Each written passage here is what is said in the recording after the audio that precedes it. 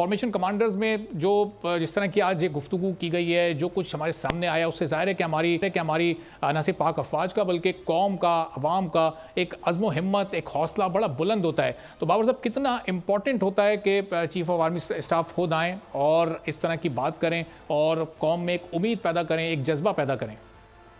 जी, बहुत शुक्रिया इतने इम्पोर्टेंट इशू पे आपने मुझे बात करने का मौका फ़राहम किया। फॉर्मेशन कमांडर कॉन्फ्रेंस जो है वो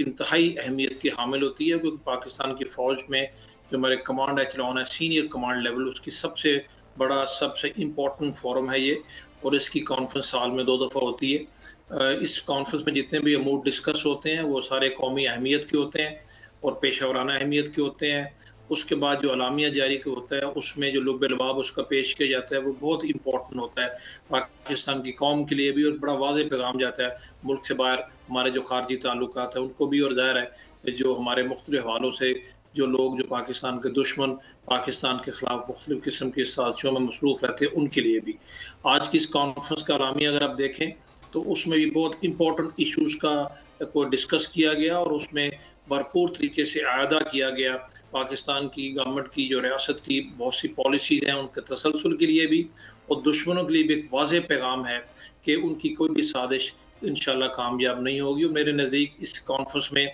2-3 इशूज़ बहुत इंपॉर्टेंट डिस्कस हुए। उसमें एक पाकिस्तान की फ़ौज की तरफ से, रियासत की तरफ से, अवाम की तरफ से भी जो फ़लस्तीन की अवाम की, मज़लूम अवाम की जो हमायत है उसका एक बार फिर अयादा किया गया, और इसराइल की वहशियाना जो वहाँ पर गज़ा में बमबारी और वहशियाना जो जंग जारी है पिछले 50 दिन से, उसकी भरपूर तरीके से मज़म्मत की गई। और सब बहुत इम्पोर्टेंट उसमें यह है कि एक दफ़ा से फिर पाकिस्तान की फ़ौज की सीनियर कमांड ने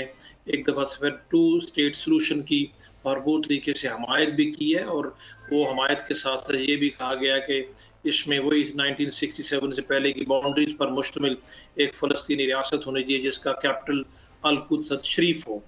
कश्मीरियों के जो हकूक़ हैं, जो मकबूजा कश्मीर में भारत की जो जुल्म सितम है, उस मौजू के ऊपर भी फॉर्मेशन कमांडर्स ने एक दफ़ा से फिर पाकिस्तान की तरफ से कश्मीरियों की भरपूर हमायत का इआदा भी किया, और भारत को वाज़ेह पैगाम दिया कि इस तरीके से वो कभी भी मकबूजा कश्मीर के अवाम को अपनी तरफ माइल नहीं कर सकता, और वहाँ पर अपना कब्ज़ा उसका कभी भी इस तरीके से जारी नहीं रह सकता, जितनी मर्जी कोशिश कर ले। मेरे नज़दीक इस फॉर्मेशन कमांडर कॉन्फ्रेंस का एक बहुत इम्पोर्टेंट जो इलामी में पॉइंट है वो उसका ताल्लुक बराह रास्त पाकिस्तान की दाखिली सूरत हाल से है, उन अनासर से है जो हमारे दुश्मनों का आलाकार बन के मुल्क के अंदर मायूसी फैलाने की कोशिश करते हैं, अबतरी फैलाने की कोशिश करते हैं, गैर यकीनी की सूरत हाल को हवा देने की कोशिश करते हैं। उनके लिए वाज़ेह पैगाम है कि उनकी सरकोबी की जाएगी, रियासत पूरे तरीके से तमाम वसाइल को बुरोकार ला के उनके खिलाफ कानूनी कार्रवाई भी करेगी, चाहे उनका तल्लक किसी भी शोबे से या उनका तल्लक किसी भी नज़रिए से हो, इसकी इजाज़त नहीं दी जा सकती। और साथ ही साथ इस चीज़ का भी खुल के इआदा और इजहार किया गया है कि पाकिस्तान के अंदर जितने भी रियासत के इक़दामात हैं, चाहे उनका तल्लक बराह रास्त गैर मुल्की जो गैर कानूनी तौर पर यहाँ मुकीम उनसे है, या रियासत ने मईशत की बेहतरी के लिए गवर्नमेंट ने जो इक़दामात शुरू किए हुए उनके साथ ताल्लुक है, या दहशतगर्दी की वारदातों का, कार्रवाइयों का ताल्लुक है, हर महाज पर गवर्नमेंट की सपोर्ट भरपूर की जाएगी। और मेरे नज़दीक इस फॉर्मेशन कमांडर कॉन्फ्रेंस का जो इलामिया है, इससे बात एक बहुत वाज़ेह है कि पाकिस्तान की फ़ौज, पाकिस्तान की अवाम और पाकिस्तान की हुकूमत यकजा है मुल्क की सलामती के लिए भरपूर तरीके से अपनी कोशिशें करने में, मुल्क को दाखिली तौर पर मजबूत करने में, और पाकिस्तान की खारजा पॉलिसी के अहम अमूर को जहन में रखते हुए बैनुल-अक़वामी बरादरी के साथ बेहतर ताल्लुकात। ठीक है, तो बाबर साहब, ये जो ज़ाहिर दाखिली सिक्योरिटी के जो चैलेंजेस हैं, अभी हमने देखा कि गैर कानूनी मुकीम अफराद को जब वापस भेजने की बात हुई तो कुछ इलाकों में एक रिएक्शन के तौर पर कुछ कार्रवाइयाँ ऐसा लगा कि सामने आई, और उसमें फिर बहुत ही कम वक्फे से हमारे कुछ जवानों ने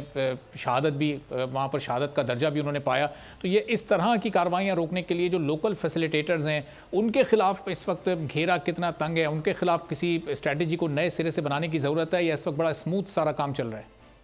जी, उसमें जो पाकिस्तान की जो सिक्योरिटी फोर्सेस है, मुसल्लह फ़ौज है, उनकी पॉलिसी बहुत क्लियर है। उस पॉलिसी को मद्देनज़र रखते हुए एक प्लानिंग के तहत इन तमाम अनासर के खिलाफ कार्रवाइयाँ हो रही हैं, तभी उनके लिए ज़मीन तंग होती चली जा रही है। फ्रस्ट्रेशन में आपको उनकी तरफ से कुछ ऐसी हरकतें, ऐसी कार्रवाइयाँ नज़र आती हैं, और हमारे जहाँ तक जवानों का तल्लक है, वतन की खातिर रोज़ाना पाकिस्तान की फ़ौज के और सिक्योरिटी फोर्सेस के जवान और अफसर अपनी जानों के नजराने पेश कर रहे हैं। फ़ौज का और सिक्योरिटी फोर्सेस का मोराल बहुत हाई है और इसमें एक इम्पॉर्टेंट चीज़ है कि इसके साथ-साथ कुछ अनासिर ऐसे हैं जो इब्हाम पैदा करने की कोशिश कर रहे हैं कि शायद रियासत की ये पॉलिसी ठीक नहीं है और ये चल नहीं सकेगी, रियासत को शायद अपने फैसले पर नज़रसानी करनी पड़े। उनकी सरकोबी करके उनको इस चीज़ की बड़ा वाज़ेह पैगाम देना बहुत ज़रूरी है कि रियासत ने एक फ़ैसला कर लिया है, उस पे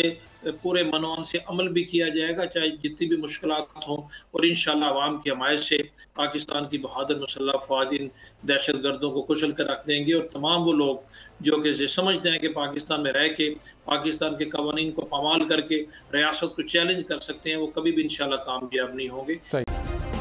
सब्सक्राइब करें और बेल दबाएं ताकि कोई खबर रह न जाए।